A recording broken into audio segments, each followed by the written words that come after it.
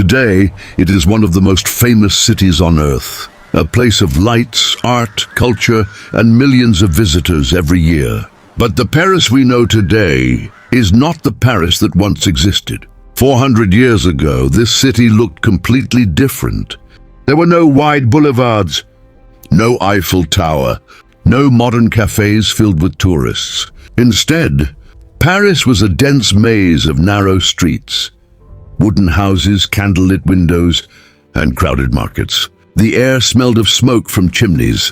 The streets were filled with mud after rain, and the sound of horse hooves echoed through dark alleyways. This was Paris in the 1600s, a city that was alive, crowded, beautiful in its own way, but also dangerous.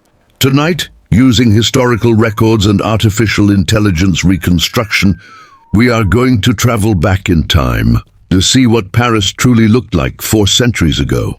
Welcome to Paris in the 1600s. Imagine standing in Paris at dawn.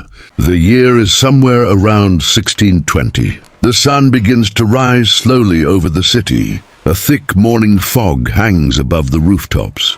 From above, Paris looks tightly packed together.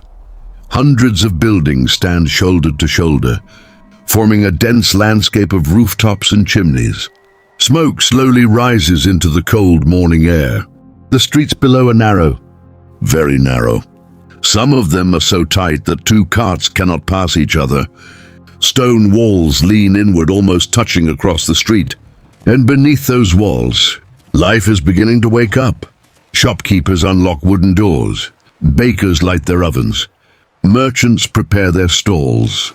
The city is waking, but unlike modern Paris, the streets are not paved with smooth asphalt. Instead, the ground is made of uneven stones and dirt.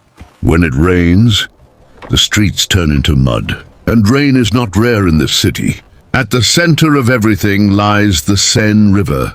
For centuries, this river has been the heart of Paris. In the 1600s, it was even more important than it is today. The Seine was the city's highway. Boats constantly traveled up and down the river carrying food, wine, wood, and goods from across France. Wooden docks lined the riverbanks. Sailors unloaded cargo, while merchants negotiated prices loudly nearby. Bridges crossed the Seine at several points. But these bridges were not empty structures like modern ones. They were filled with buildings. Houses, shops, and businesses were built directly on top of the bridges. Imagine crossing a bridge, but instead of open air, you walk through a narrow street lined with houses. That was everyday life in old Paris. Paris in the 1600s was crowded, very crowded. More than 400,000 people lived here by the middle of the century. That made Paris one of the largest cities in Europe at the time. But the city was not designed for that many people. Buildings were packed tightly together. Many homes were made of wood and plaster, several floors high. The upper floors often extended outward over the street below. This created dark corridors where sunlight barely reached the ground. During the day, the streets were full of noise. Vendors shouted to attract customers.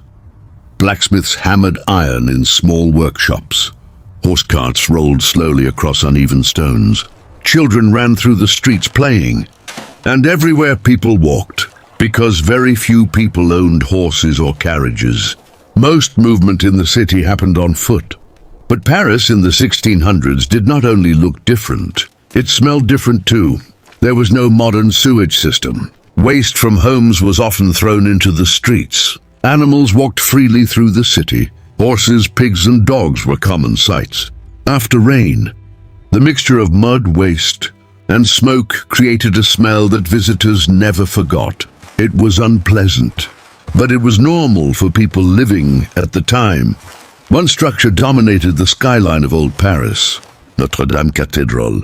Even in the 1600s, it stood as one of the most impressive buildings in the city. Its towers rose above the crowded rooftops. Church bells echoed across Paris every day. Religion played a huge role in daily life. Churches were everywhere. People attended services regularly, and many of the most powerful institutions in the city were connected to the church. For many citizens, faith shaped their entire world, the shadows of the city. But life in Paris was not always peaceful. Behind the beauty of the city, there were dangers. Narrow streets made it easy for crime to hide in the darkness. At night, the city became much quieter. Lanterns illuminated only small sections of the streets. Beyond those lights, shadows dominated. Traveling alone at night could be risky. Thieves sometimes waited in dark alleyways, and with limited policing, many crimes went unpunished. Paris was a city of opportunity, but also a city of risk. Yet the true story of Paris in the 1600s is not only about crowded streets and daily life, because this century would bring events that would change the city forever. Plagues, political upheaval, and eventually a disaster so powerful that it would reshape the future of Paris itself. But before that moment arrived, Paris continued to grow, bustling, noisy, alive, and unaware of the changes that history was about to bring.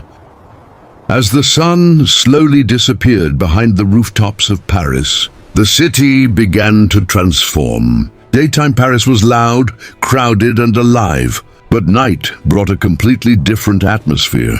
The narrow streets became darker.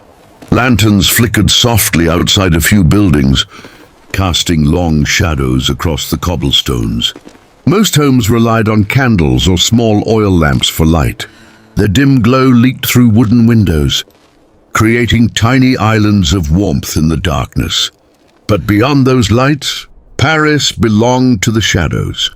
Many people avoided walking outside late at night, not because the streets were empty, but because they were unpredictable. The city had very little organized policing compared to today. Night watchmen patrolled certain districts carrying lanterns and wooden staffs, announcing the hours loudly as they walked. Yet their presence alone could not control everything happening in the maze of alleyways. Thieves and pickpockets often took advantage of the darkness. A traveler walking alone could easily disappear into the shadows of a narrow street. And in some areas of the city, violence was not uncommon. Despite the beauty and cultural growth of Paris, it was still a city struggling with order. But night was not silent everywhere. In certain districts, taverns came alive after sunset. Wooden doors opened to rooms filled with loud conversation, music, and the smell of wine. Merchants, laborers, travelers, and sailors gathered around heavy wooden tables. They drank wine and ale brought from the French countryside. Stories were exchanged. Deals were made. Arguments sometimes started. Taverns were the social centers of the city. For many workers who spent long days laboring in markets, workshops, or docks, these taverns were the only place to relax. Musicians sometimes played simple instruments. Laughter echoed through smoky rooms. But taverns could also be dangerous places. Fights were common. Tempers ran high after long nights of drinking. And occasionally, disputes that began with words ended with blades. Still, for the people of Paris in the 1600s, nightlife was an escape from the hardships of everyday life. Yet perhaps the greatest danger facing the people of Paris was not crime. It was disease. In the 1600s, Europe still lived under the shadow of deadly outbreaks. The plague had already devastated populations during previous centuries. And even though major outbreaks became less frequent over time, fear never disappeared. Cities like Paris were particularly vulnerable. With hundreds of thousands of people living closely together, disease could spread quickly. Hygiene standards were extremely different from modern times. Clean water was limited, waste management barely existed, and medical knowledge was still developing. Doctors did their best using the understanding available to them. But many treatments were ineffective or based on incomplete theories. When illness appeared in neighborhoods, rumors spread rapidly. Fear moved through the streets faster than the disease itself. People avoided crowded areas. Some families locked themselves inside their homes. Others fled the city entirely, hoping to escape infection. The invisible threat of disease was always present. even during the most ordinary days.